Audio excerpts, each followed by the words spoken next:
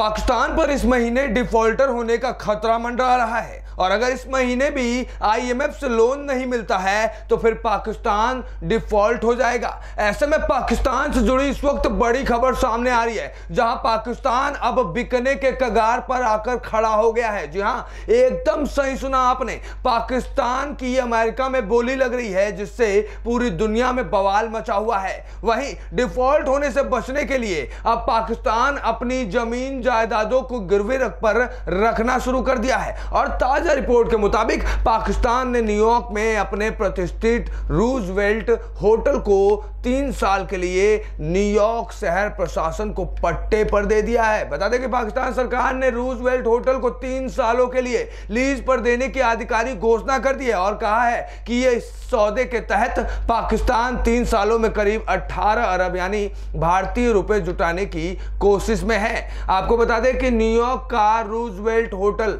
पूर्व अमेरिकी राष्ट्रपति थियोडोर रूजवेल्ट के नाम पर है और इसे न्यूयॉर्क के मैनहट्टन में साल 1924 में बनाया गया था। साल 1978 की बात है जब पाकिस्तान एयरलाइंस ने इस होटल को इसके मालिक होटल कॉर्पोरेशन ऑफ अमेरिका से लीज पर लिया था और उसके 20 सालों के बाद साल 2000 में पाकिस्तान इंटरनेशनल एयरलाइंस और प्रिंस फैजल बिन खालिद बिन अब्दुल्लाजीज अल साद ने मिलकर इस होटल को खरीद लिया था।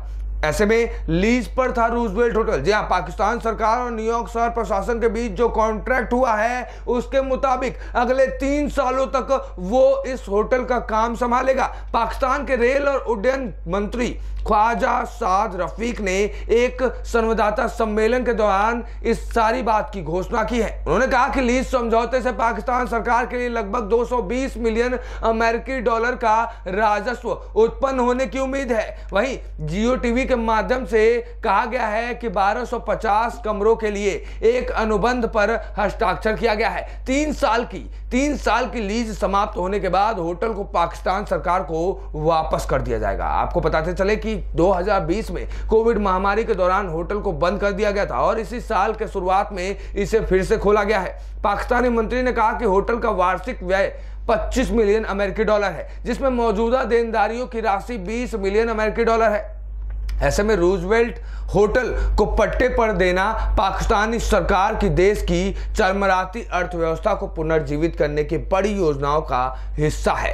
नकदी की तंगी से जूझ रहा पाकिस्तान और आईएमएफ देश को दिवालिया होने से बचाने के उद्देश्य से 1.1 अरब अमेरिकी डॉलर के बेल आउट पैकेज पर एक कर्मचारी स्तर के समझौते तक पहुंचने में विफल रहे हैं। पाकिस्तान वर्तमान में एक बड़े आर्थिक संकट से जूझ रहा है। उच्च विदेशी ऋण, कमजोर स्थानीय मुद्रा और घटते विदेशी मुद्रा भंडार ने उसे दिवालियेपन के बिल्कुल किनारे पर लाकर खड़ा किया है और अब पाकिस्तान के पास आयात करने की क्षमता खत्म हो गई है। इस पूरे खबर को देखने के बाद हमको प्रधानमंत्री मोदी का वो बयान याद आ रहा है जिसमें उन्होंने कहा था कि पाकिस्तान पाकिस्तान क्यों चिल्लाते हो, वक्त आएगा तुम देखना, एक समय वो पाकिस्तान खुद ही खत्म हो जाएगा। और कहीं ना कहीं पाकिस्तान के इन हालातों को देखने के बाद प्रधानमंत्री मोदी की यह भविष्यवाणी सच होती नजर आ रही है। अब वो पाकिस्तान जो भारत को पाव भर के परमाणु बम की धमकी देता था, आज वो पाकिस्तान अमेरिका के